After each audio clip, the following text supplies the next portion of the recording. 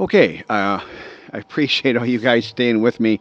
I've had a fair number of cultural-based videos over the last several weeks, and so I thought we'd have a little more fun and honestly cover something that trips up most most guys, almost all of us, certainly me. That's learned all this the really, I won't say the hard way. I'll say the painful and heartbreaking way. That's how we got the channel.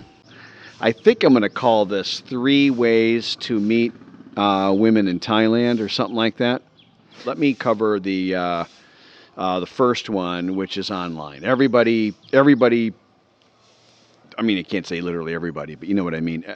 Often I hear them talking about it, and that's exclusively all they've tried. They've ignored all the flirts and all the other opportunities, and they focused only on online dating. And I'm always saying, don't do it, don't do it. I'm going to talk about how you can do it because it's kind of like, you know, telling your friend not to do something that's not good for him. You know he's going to do it, so you might as well teach him how to do it correctly. Using the Thai-based dating sites, that's Thai Friendly, Thai Lovely, Thai Cupid. There's probably a handful more. I think there's some and the Asian stuff too. Anything that says, Asian women this or, whatever, okay? Those are obviously aimed at people outside of Thailand. That's why they're called Thai this or that. That's a guy looking for.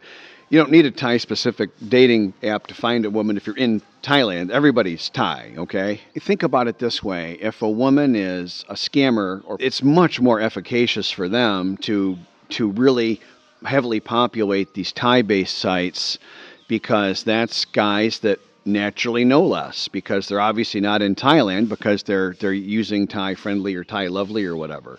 Now, are there nice ladies on those sites? Yeah, there are because I've seen it. I've known several women that legitimately went on those sites honestly looking for a good guy just to care for them. I mean, just they're there, okay? But the sorting is going to be really high, and we'll talk about that in a second. If you're here in Thailand already, which is really what I recommend, you wait. And I know it's an ego thing. For me, it was, and I think for all of us guys, it is. We get beaten down back in our home countries. We're maybe going through divorce or been divorced, or we're lonely or whatever, and it's so tempting to download that little app and just start flirting with all these hot babes. You know what I mean? And it makes you feel good. But you really can get sucked into something unpleasant, and statistically, it's likely that you will. And so it ends up being kind of a waste of your time. I mean, if you want to look at it as entertainment, that's great, but just for God's sakes, please don't give anybody any money. Don't talk about your money. Don't talk about your pension. Don't talk about what day you're arriving. Don't talk about whether you've been to Thailand before or not. Don't give out hardly any personal information because this is like those police shows. Everything you say will be used against you. This is kind of like. I'm just going to bite my tongue on that. But anyways, so what would be better is if you wait till you come here and then go on Badoo. I'll put it on the screen. Or Tinder is big here. I'll put that on the screen. I'm sure you know that one. And I'm sure there's other dating. I'm not that good at all this stuff, okay? I'm no slick, Jiao Chu bachelor, whatever. I'm just a guy here trying to live my peaceful retirement, okay? Irrespective of what application you go on, let's talk just briefly about, and I have other videos specifically on this, but I'll kind of recap some highlights here if I can think of them. First off, look at the photos, okay? If it's some smoking hot, sexy lady, like in my intro video, near the end there's a picture of Fawn, and we did it on purpose, having some fun. We recreated a common photo you'll see in dating apps. She's on her knees, and short shorts and a little halter top or something, and she's at the beach at the water's edge, and she's posed kind of pretty, and the light's on her real nice, and I took that photo, okay? And that's a private photo between Fawn and I. A good traditional nice lady doesn't post photos like that out for public consumption. If it's a revealing photo, a cleavage showing, nom ho, which is the translation for that is milk spill. No, I'm not kidding. And you get what that means. But sexy little short shorts, her as a sequoia on the back of a motorcycle. A sequoia is a very specific thing. It's a woman in pigtails or a ponytail or some kind of sexy kind of hairstyle, and posed in short shorts on the back of a man's motorcycle. That's a sequoia. And she's stuff like that. You get these leading, tantalizing. All of the nice ladies that I'm aware of that went online to actually find a legitimate husband, like for a real relationship, all of them did not post any of those photos. They were all really boring photos. So you want boring is safe, guys. You're already looking at a lady 10, 20 years younger than you, way prettier than you'd ever get in your home country. Don't be greedy. Let's not get greedy. Let's call a win a win and go home. You can date online, but you do need to do this sorting. So the photo we've talked is the first sort.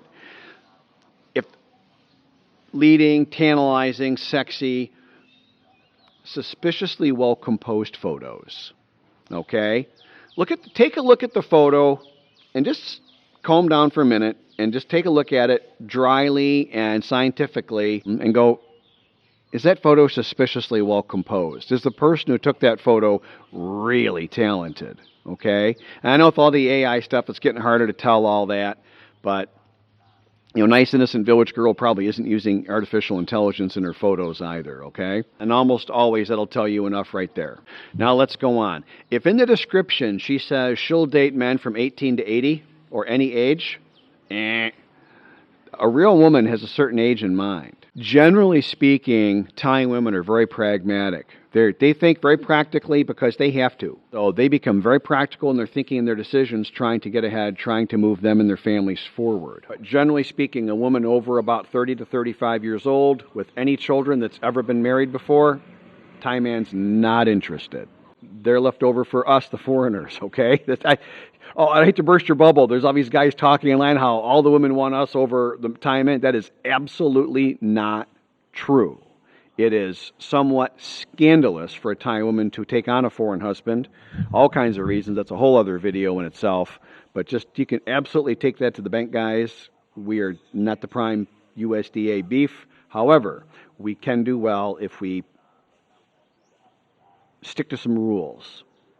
That's what I try to always share. We can do really, really well. Thai women tend to prefer men that are roughly in their mid-40s and mid-50s and up, particularly if it's foreign men. We're guys come into the tourist and the sex district areas and all the popular areas and all that. That's all covered in other videos, okay? But by definition, most foreigners go to the areas that have the highest foreigner concentration. That's self-defining as correct, okay? And those areas all have a reputation for a lot of sex being available. And so generally how the Thai women see it in their experience, and they all talk, we as foreign men don't even begin to settle down until we're around 50 or so. So generally speaking, they are looking for a little older guy. If you see them in their age and then they're dating and they get the age set a little lower, that's generally a good sign, because they would ideally like somebody just 10 years older than them, 8 years older than them, 5 years older than them. But realistically, it's just not going to happen. It's just not going to happen. Every Thai woman I've talked to about this, they all started trying to find foreign men in their 40s, and all they got was the playboys, and they didn't work out so well. And they tried 50, and then they ended up somewhere around 60. And they're like, well, yeah, I did the best I could, and this is, but the 60-year-old, he's actually not so bad. He's easier to manage. He takes a nap. He isn't out, chasing women all the time. He's tired, and and he's got his pension already set, so he's got income coming in all the time. We're like, what? It's not that bad. And again, with the Thais, if you listen, they will generally tell you what they're truly thinking. This is, as the Thais have told me, as my Thai friends have told me, this isn't me throwing anything at anybody. This is me repeating what they have told me. They tend to talk first and think second. That's a thing here. And if you zip it and let them talk enough, they'll tell you. And Fonda several times mentioned, she goes, well, you're kind of old, but it's working out really well. And what can I say, right? And I did this to myself, I'll say, and I'm happy with this. Is fine. This is Paw D, a good fit. Yeah, I wanted somebody kind of young and pretty. It does put a certain zip in your step, and it does add a certain zest to life and all that. And, if I were looking just waving a wand and hypothetically speaking, I would probably look at women, 45 to 50.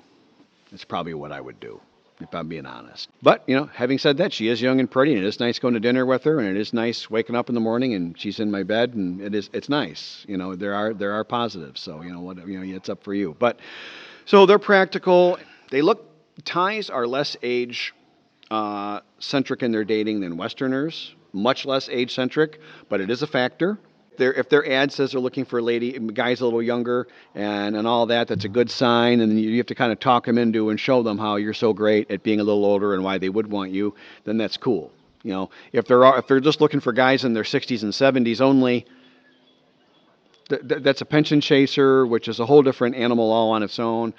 And that's neither good nor bad. It just is. It's its own thing. I should probably do a video on that at some point. I haven't covered that, and I probably should. But anyway, so if you're dating online, it's all screening. So you're going by photo. You're going by the ages they're looking for. Now you've got to go through and look at all the description and everything written in the ad. And if it's all on sex and sexiness and stuff like that generally those are just really bad signs. Okay, the nice ladies that I know that went online, their ads were kind of boring. It was just her at her farm, her with her mom and dad. There'll be photos of her. Usually they're smart enough not to put their children in the photos. They sometimes might, but generally they won't do that. They know that, okay? They got to get you on the hook first, and they'll mention the kids later on down the line. And basically what you're going to find is you're going to screen 100 to 200 ladies to get one that you might want to date.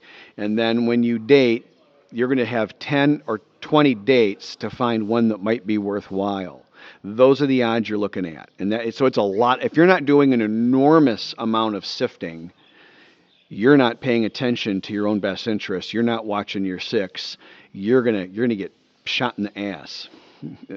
Which is what most of us do. That overwhelmingly, I failed at this a number of times until I finally figured this out. And I'm telling you, don't feel bad, but watch your money and watch your heart. Okay, so that's dating online. That's one way to meet women. And if you got to be like my son, who's like one of the most skeptical people I know. And with each passing year, I see his wisdom. I appreciate his wisdom more greatly. It's incredible. Okay, that's how you got to be. So that's that. But you can do it. Okay, but it's hours every day of sorting. So the next one I want to cover, I'm going to do these in maybe ascending order of how good they are. Maybe I'll tell you to make your decision based on this next one. Accepting flirts. First thing in accepting flirts is recognizing a flirt. Most foreigners don't recognize the flirts. I've been with a bunch of guys dozens of times. Obvious flirt, super obvious flirt. And the guys, they're like, what? I didn't see anything. So you're going to need a Thai friend to teach you this. I really can't teach you this over a video, okay? But Thais, other than people staring out of curiosity, which you'll get every day if you're out in the villages like me and all that stuff, and if you're in a busier city or a tourist area, I honestly don't know how that works. A bing ping will still be a bing ping, though. Yeah, because I've still gotten bing pings in the sea. You just get a lot fewer. I guess that's the same. But for me, out in a more remote area, you get a lot of bing pings. And a bing ping is direct eye contact for 1.5 to 3. I had one that went on for like 5 seconds. So she was like, she really wanted to date, and I was just not interested. But nice looking lady, though. Generally speaking, eye contact like that is always avoided. And so when a woman of dating age or prospective dating age makes direct eye contact with you like that, maybe gives you a little smile, they generally won't bobble their head a little bit, although if they do, that is like them throwing their panties at you. That's a bing ping, and that's an invite. That's an invitation for you to go and talk to them. That's the good news. You'll get all these bing pings, and that's great.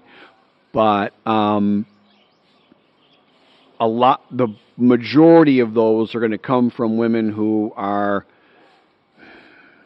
they're doing that with every guy, and after you're dating, they'll still be doing that. It's just, most of it's not good. Now, you will find the rare and occasional lady that will be a good lady, so you can follow up on bing pings. You can try and read the flirts from the Thais and stuff. read the body language, who's open and seems accepting and open to talking to you, and who's giving you a closed off vibe. You'll see a Thai woman who's already got a wealthy, nice, good husband, and you could set your hair on fire and wiggle your hands and face in front of her face, and she won't look at you. She will not make eye contact. I mean, she will not look at you. They are taken, and they're letting you know they are not interested. And I see that all the time too, okay? But other women will let you know that through body language and stuff. If there's a group standing, they'll be standing in front of you, and they're coincidentally always, if there's a group photo being taken, all of a sudden you're effectively wearing this other woman who's all over you. I've had that a dozen or plus times. How many group photos have I been in? And then there's some woman, you're just like, geez, do I have another shirt on? And you're like wearing this lady, and yeah, it is what it is. And that's a flirt, guys. That's what's called a flirt. You got to catch on. If you're going to single and you want to mingle, you got to do this, okay? So you can react to the bing pings as the second way. That's maybe better than being online, and at least they're right there in front of you. And again, you'll still do the sorting, and ultimately with the dating online, when it gets to an in-person, and with the in-person, you're already at the in-person level. From the in-person level on, in both cases, you still got to sort. Your mom and dad, where do you live? How do you live? This and that. And again, if they fairly quickly, within the first couple dates or first 5-10 conversations, keep mentioning this other guy here, other guy there, their cousin this, their cousin that, that's probably the real husband. If there's a guy that's so important in their life, they're mentioning him to kind of cover him in the background quickly so you'll accept him when you see him, yeah, that's the husband. At this point, I'm going to say not an uncommon thing here. So I'd be really careful. I'm not interested in sharing a lady with a husband. I'm not interested in that. The one that the fewest guys use is just going about your daily life. Instead of just reacting to all these ping pings and sorting through it, you may decide for yourself, you know what, most of those ping pings probably are either sex workers or gold diggers or easier women that are just going to always have. Some women always need a fresh new man in their life. They're just like that. They're insecure. Whatever it is, okay, money based, whatever. And you decide that you don't want to do either the online very much or respond to very many bing pings, what you could do is then focus more heavily on just living your life, building your routines, and building your happy little retirement world, the coffee shops you like, the restaurants you like, meet some friends through good activities. If you meet people at bars and stuff, I just think you're going to generally, there are cool people there. I've met cool people at those places, obviously, but generally speaking, you're going to find more nice people at a language school or at a, I'm always saying learn to study Thai is a great way to meet nice people, and it is. There's got to be other good productive things you could study. I mean, I'm at the gym a lot, I haven't actually made any friends or met anybody of any really great particular interest at the gym, to be honest, but in theory, I think I could, there's got to be other places. There's got to be. But you know what I mean. If there's, you want to be you're into photography, or maybe there's got to be some Facebook groups or something. I don't know. That you'll have to. But in your daily life, and if you start going to certain, like I go to certain cafes, like today, there's 3 gyms I go to now, and I'm exploring a 4th here is on my list of things to do for next month. But so I go to gyms at certain times, certain days of the week. I go to coffee shop usually almost every time after a gym. I like a nice coffee, relax for a minute, and then have some food, have some protein. And so people can kind of recognize me and see me around. And I have made some friends and friendly people and friend-ish people at various cafes and places I frequented regularly.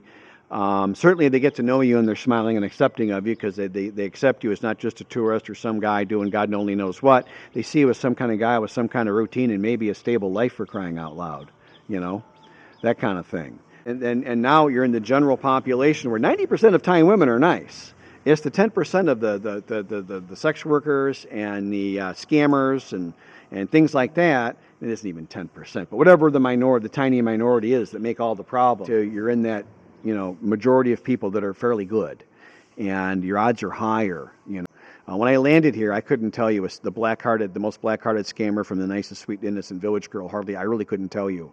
Now I've got some radar for that. It's probably a 5th or a 10th of what Fawn's and her friends' radar is for that. Like Usani is always telling me, Usani, my language teacher, She's always saying, you know, that if you have a good Thai woman friend, they know within almost a few minutes if that woman's good or not. They've got a real radar for that stuff, and that's true. That could be kind of nice. You know, you might find some ladies that are retired, that aren't married, that maybe have the same amount of free time that you do, that just want to be friends. Maybe you meet them for coffee once in a while, and just have a chat. You know, maybe you're not interested in them romantically. I don't know. Maybe that's an idea, you know. But I would take a more organic, slower approach, because here the speed will kill you. The people that push the time the fastest are higher likelihood of having things against your best interests.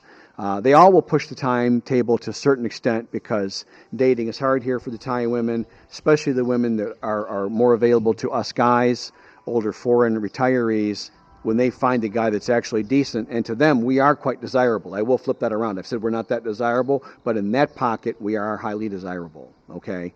And you can, and then that's your good fit. You know, if you're dating an older, divorced, maybe with kids or not, whatever, it's up to you. But if you want to accept that or not, but now you're on a more equitable basis. I need to do a video on managing a Thai relationship, because I've learned a little bit about that. I've learned some things the hard way, again, because I'm a slow learner, and I want to share that. But that would be three good ways to meet Thai women. All those methods can be good if you do the work. There you go. Good luck. But you can just see Cousin Yui in the background, right there in the blue shirt.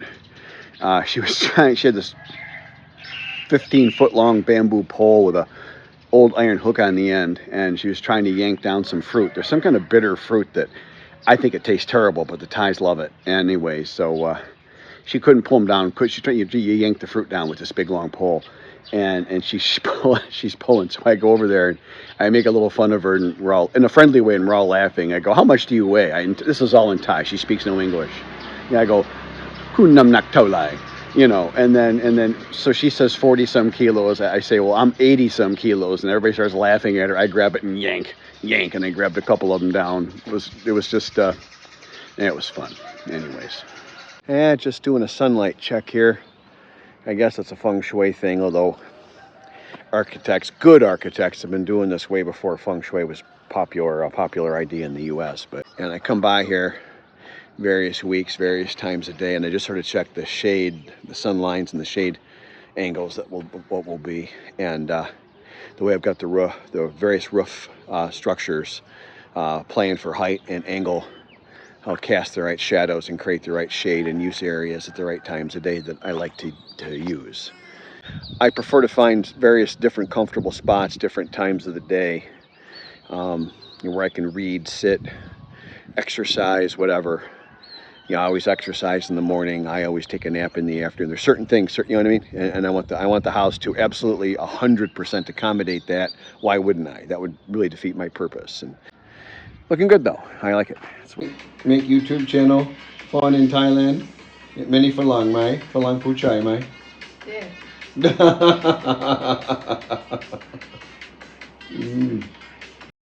My name is Rob, and thank you for supporting my YouTube channel. I meant every word I just said with respect.